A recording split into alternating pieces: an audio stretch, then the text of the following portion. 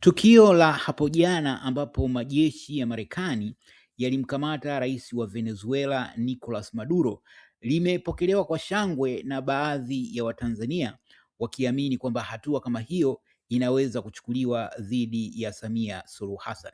Na pengine kingine ambacho kilichangia kuwapa matumaini hayo ni ukweli kwamba hapo jana Mtanzania ambaye ana makazi yake Marekani na ambaye alikuwa amekamatwa takriban siku 5 zilizopita aliachiwa jana. Yaani siku hiyo hiyo ambayo Maduro amekamatwa, serikali ya Samia ikawa imemwachia Mtanzania huyo. Kwa hiyo baadhi ya watu wakasema labda inawezekana hii serikali imehofia yale yaliyotokea kwa Maduro yasije katokea kwa Samia. Makala hii inatupia jicho kuhusu matukio hayo. Hasa kwanza hilo la uvamizi wa Marekani kumkamata Maduro, lakini pia uwezekano wa Marekani kuchukua hizo hatua kama hivyo ambavyo baadhi ya watu wanatarajia kwamba je, inawezekana Trump akaamuru, rais wa Marekani Donald Trump akaamuru hatua kama hizo zichukuliwe dhidi ya Samia. Kwa hiyo tatupia jicho kwa kifupi katika makala hii.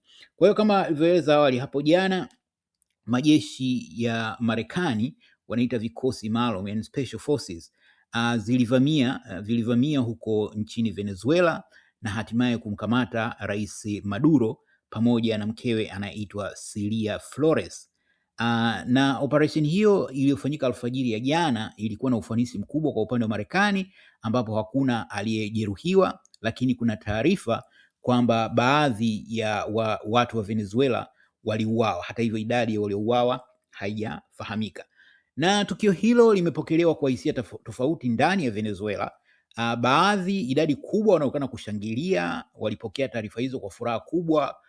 Kulikuwa na vifijo na nderemo mitaani, lakini wengine wakawa na hofu kuhusu mustakabali wa taifa lao, kwa sababu historia inaonyesha kuwa mara nyingi uvamizi wa aina hii haujawahi kuwa na ufanisi mkubwa. Mfano wa hivi karibuni zaidi, wa miaka hivi karibuni zaidi ni kuhusu kilichojiri nchini Libya, ambacho kimekuwa sasa kikilinganishwa na Venezuela, kwamba isije Venezuela nayo ikaje kaangukia kuwa kama kilichotokea huko Libya. Hata hivyo, pamoja na taarifa hizi kupokewa vizuri na wafuasi wa Rais Trump ikiwa pamoja na chama chake cha Republican, lakini kumekuwa na mtizamo tofauti ndani ya Marekani yenyewe kwa sababu kadhaa. Moja hasa ni kwamba uamuzi wa jeshi la Marekani kwenda kufanya mashambulizi nje ya nchi unapaswa kuidhinishwa na bunge la nchi hiyo, lakini katika hili imeelezwa kwamba maamuzi haya yamefanywa bila kushirikisha bunge la nchi hiyo.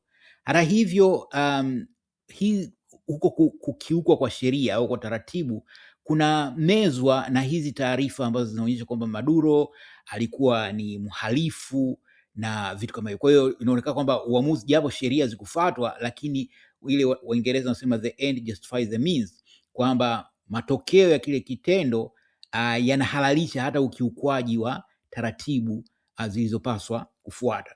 Na baada ya Maduro kukamatwa na kusafirishwa kwenda Marekani, mwanasheria mkuu wa Marekani Pam Bondi alitangaza kwamba Maduro na mkewe wamefunguliwa mashtaka katika mahakama moja jijini New York. Na mashtaka yenyewe yanahusu njama za ugaidi wa madawa ya kulevya pamoja na umiliki wa silaha na vifaa vya kijeshi ambavyo vilitafsiriwa kuwa vinalenga kuathiri usalama wa Marekani. Kwa hiyo imedai kuwa hizi biashara za madawa ya kulevya zilikuwa na athari kubwa nchini Marekani, kwa sababu Maduro, kwa mujibu wa Marekani, alikuwa ni drug dealer wa kimataifa ambaye alikuwa akisupply hayo madawa ya kulevya nchini Marekani. Kwa upande mwingine, hizi taarifa kama tulivyosema, huo uhalifu wa Maduro unaonekana haupi uhalali Marekani kuchukua hatua kama hizo, hasa kwa vile kuna taratibu za kisheria ndani ya nchi hiyo, ikiwa ni pamoja na kupata idhini kutoka kwa bunge, hatua ambayo Donald Trump hakuifuata katika hilo.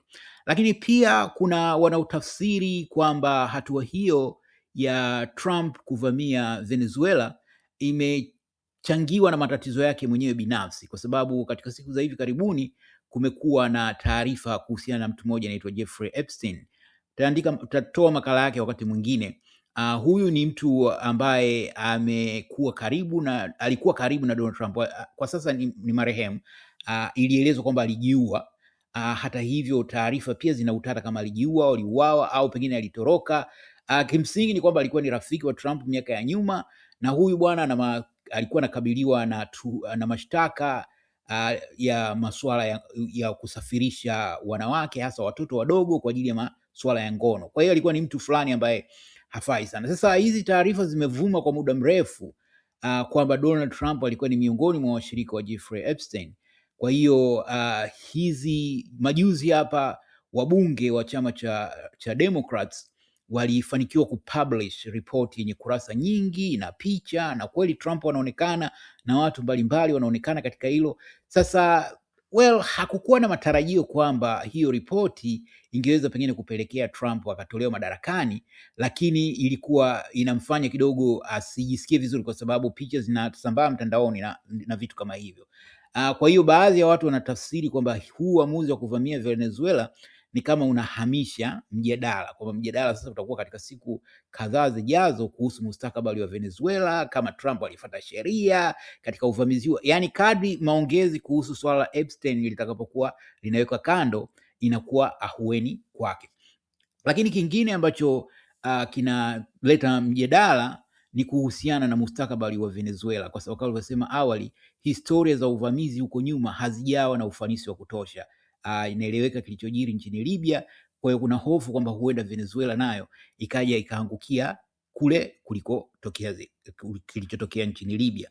Kwa upande mwingine, miongoni mwa matukio muhimu kuhusiana na uvamizi huo ni kwamba awali ilitarajiwa kwamba baada ya Maduro kutolewa madarakani, mpinzani wake mkubwa anaitwa Maria Corina Machado ndio angechukua nafasi hiyo, kwa sababu ndiye alikuwa akipigia debe Marekani waivamie Venezuela kumtoa Maduro. Hata hivyo, jana Donald Trump alieleza kwamba huyu mwanamke hafai kuwa kiongozi wa nchi hiyo kwa sababu hana support ya kutosha ndani ya taifa hilo. Na hili linaweza kuwa na ukweli, kwa sababu kampeni yake ya uvamizi kuitaka Wamarekani waivamie Venezuela ilifanya kumtenga yeye na baadhi ya watu. Wanaweza kutaka mabadiliko, lakini unaposema nchi nyingine ije kufanya uvamizi, unakuwa kama kibaraka wa ile nchi.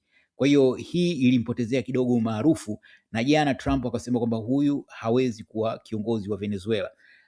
Wakati hayo yakiendelea, makamu wa rais wa nchi hiyo anaitwa Delcy Rodriguez alitangaza jana jioni kwamba anachukua madaraka ya nchi hiyo. Kwa mujibu wa katiba nchi hiyo, rais asipokuwa madarakani, makamu wa rais anachukua wadhifa huo.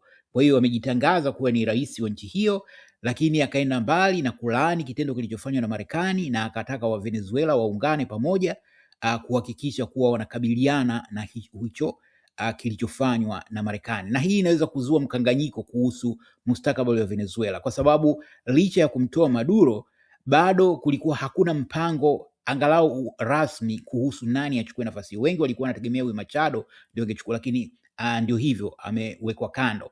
Sasa kujitangaza kwa huyu makamu wa rais, mtu ambaye ni wa karibu wa Maduro, na amethibitisha ukaribu huo kutokana na huu wito uliotoa kwamba Venezuela waungane kupigania haki za Maduro, kunafanya mustakabali wa nchi hiyo kuwa mgumu.